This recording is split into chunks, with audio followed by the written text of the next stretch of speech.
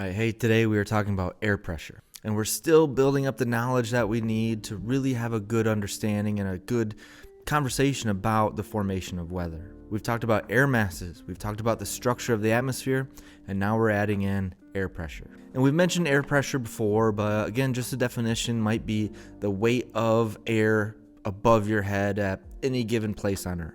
And so again, I usually think of it as a column of air above your head. So looking straight up to outer space and looking through the atmosphere, through the air, through molecules, and the combined weight of all those molecules pressing down on you, that would be air pressure. And so there's a couple of factors that can change air pressure, make it either higher or lower. And one of those factors is something we've talked about, and it's elevation. So if you're at sea level, that column of air above your head is much taller, has a lot more molecules in it, and every single molecule has mass. So when you're at sea level, the tall column of air full of a bunch of molecules is going to have a higher air pressure than if you go to the top of Mount Everest, where that column of air would be much, much shorter, meaning fewer molecules, meaning lower mass, lower air pressure. Another factor that can change air pressure is just simply temperature. And this is some science I'm guessing you already know, because you probably know about the spacing of molecules with warm or cold molecules. And we can apply the same idea to a column of air above your head. And if that column of air above your head is full of cold molecules, cold meaning they're slow moving, their spacing is very close. So if it's cold air, you could fit more of those molecules in that column above your head, meaning there's more molecules, more weight, higher air pressure, compared to the same exact column of air above your head, but now with warm air. Warm air means molecules have more energy, they're moving faster, they're spaced further apart. So in that column of air above your head, now there are fewer molecules, and fewer molecules mean less mass, means lower air pressure. So you could be standing in one spot on 2 different days and record 2 different air pressures. And one of the reasons how that can happen is definitely temperature. The third factor that can influence air pressure is something we're going to look pretty close at with a lab, but it's moisture.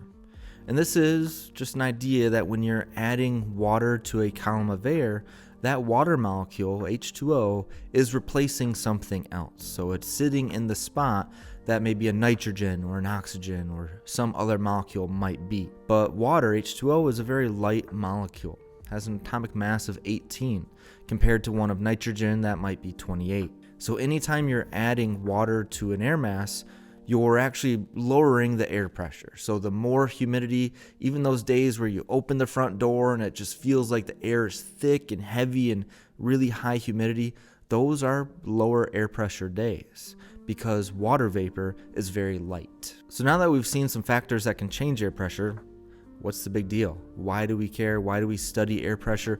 What does air pressure do? And it does some pretty basic things. We're going to start small and we're eventually going to see how these changes in air pressure can cause weather. And at the most basic level here, air pressure differences just create areas of both high and low pressure. So there might be one area on a map that has lighter air.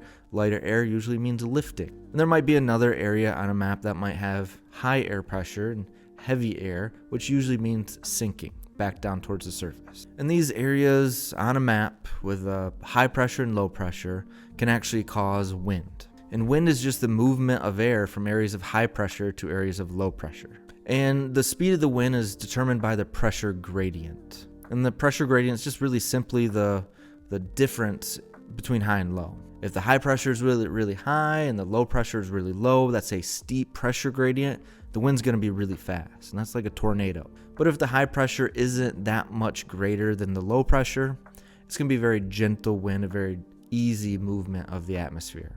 The third thing that air pressure is responsible for is actually making clouds. And it does this through a process called adiabatic cooling. Like, I know that's a fun word to say, adiabatic. But this is just simply defined as the cooling of air as it rises. And think about this with me for a second and kind of follow along what's really happening as air moves up in the atmosphere. If we think of a parcel of air, just a little chunk of air in the atmosphere down at the surface, and it starts to move up, what really happens inside that air? As it starts to move up, we also know air pressure lowers as you go up in elevation. Air pressure is kind of a confining force. So at the surface of Earth, where air pressure is the greatest, it's squeezing on that air mass. And as it moves up, air pressure lowers, meaning that squeezing is not as intense, it's not as tight. So it allows that air mass as it moves up to also expand. And because of the expansion of that air mass, molecules are no longer bumping into each other quite as frequently. And molecules bumping into each other is a type of friction, and that produces heat.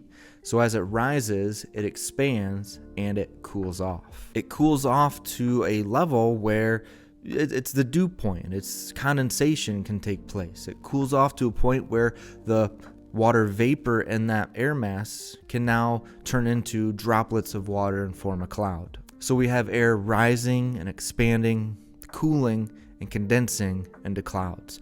And eventually, you know a thing or two about clouds, eventually if there's enough condensation, it's going to lead to precipitation and rain. So those words we're going to end up repeating in class and using a whole lot together. So write them down in that order right now. Do it. Rises, expands, cools, condenses, clouds, precipitation. Know those words, because that's really what air pressure does. That's why next in the notes we talk about air pressure really producing weather.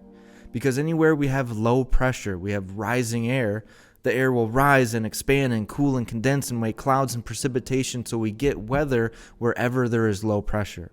If there's an area of high pressure, the air is not going to be rising. High pressure means heavy, means sinking. And that leads to just very calm, clear days. The days where there's not a single cloud in the sky, those are high pressure days. We get all of our severe weather like tornadoes, hurricanes, thunderstorms. We get that stuff from low pressure. So now we're starting to get closer and closer to that conversation about weather, because now we understand what really produces a thunderstorm. It's going to be an area of low pressure because the air is rising, expanding, cooling, condensing into clouds, and making precipitation. So go back through this one, make sure you're taking some good notes, make sure you're writing those words down. If you have any questions, please make sure to ask. All right, thanks.